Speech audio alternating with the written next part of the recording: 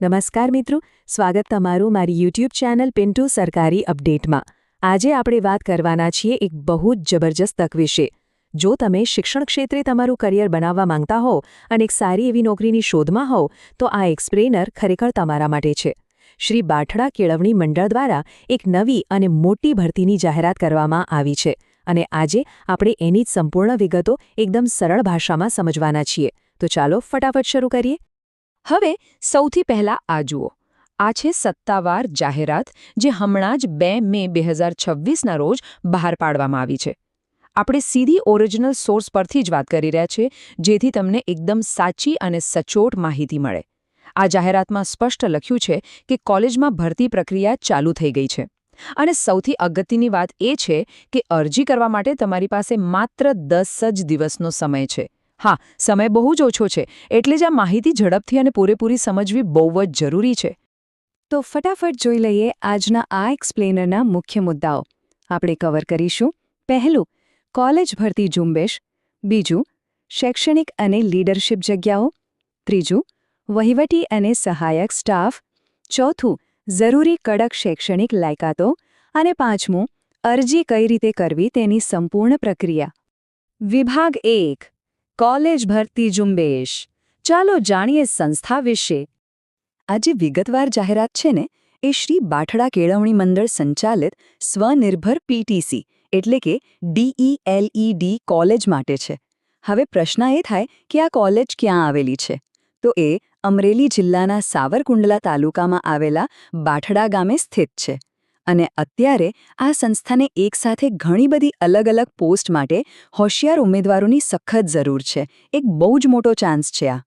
વિભાગ 2, શૈક્ષણિક અને લીડરશિપ જગ્યાઓ। તો શૈક્ષણિક વિભાગમાં કઈ કઈ જગ્યાઓ ખાલી છે? જો, સૌથી ઉપર અને સૌથી મોટી પોસ્ટ છે આચાર્ય એટલે કે પ્રિન્સિપલની, જેની એક જગ્યા છે। એના પછી આવે છે અલગ અલગ વિષયોના પ્રોફેસર્સ એટલે કે અધ્યાપકો। આ ઉપરાંત જો તમે પીટી શિક્ષક, સંગીત, ઉદ્યોગ, ચિત્રકામ કે કમ્પ્યુટર શિક્ષક તરીકે જવા માંગતા હો તો એના માટે પણ અહીં જબરદસ્ત તક ઉપલબ્ધ છે।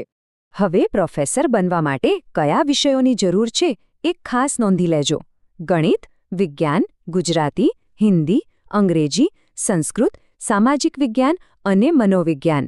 જો આમાંથી કોઈ પણ વિષયમાં તમારી પકડ મજબૂત હોય અને તમે નિપુણ હો તો આ તક ખરેખર તમારે હાથમાંથી જવા ન દેવી જોઈએ।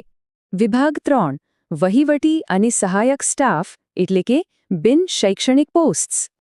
માની લો કે તમારી પાસે કોઈ મોટી શૈક્ષણિક ડિગ્રી નથી તો પણ નિરાશ થવાની કોઈ જ જરૂર નથી, કારણ કે બિન શૈક્ષણિક વિભાગમાં પણ સારી એવી જગ્યાઓ છે। અહીં સિનિયર ક્લાર્ક, પટાવાળા અને બીજા જનરલ સપોર્ટ સ્ટાફની પણ માંગ છે। જે મિત્રો ઓફિસનો કે વહીવટી કામકાજ કરવા ઈચ્છે છે તેમના માટે પણ આ કોલેજમાં જોડાવા માટે એક એકદમ પરફેક્ટ ઓપ્શન છે। વિભાગ 4, કડક શૈક્ષણિક લાયકાતો। આ નિયમો એનસીટી અને પ્રાથમિક શિક્ષણ નિયામક મુજબ છે। હવે આ લાયકાતો બાબતે આ લોકો ખૂબ જ સ્ટ્રિક્ટ છે, એટલે ધ્યાનથી સાંભળજો।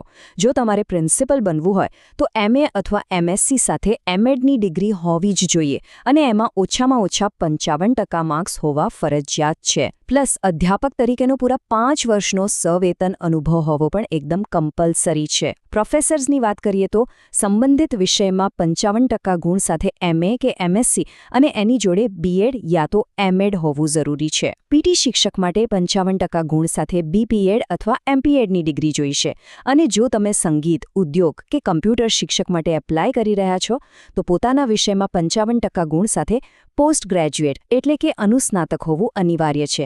મતલબ કે 55%નો ક્રાઇટેરિયા તો બધે જ લાગુ પડે છે। વિભાગ 5, અરજી પ્રક્રિયા। ચાલો સ્ટેપ બાય સ્ટેપ સમજીએ કે ફોર્મ કઈ રીતે ભરવું। હવે આ સૌથી અગત્યનો ભાગ છે, ટાઈમલાઈન। મેં પહેલાં જ કીધું એમ સમય બહુ ઓછો છે। 2 મે 2026ના રોજ આ જાહેરાત બહાર પડી છે અને અરજી પહોંચવાની ફાઇનલ ડેડલાઇન છે 11 મે 2026। તમારી પાસે ગણીને 10 જ દિવસ છે।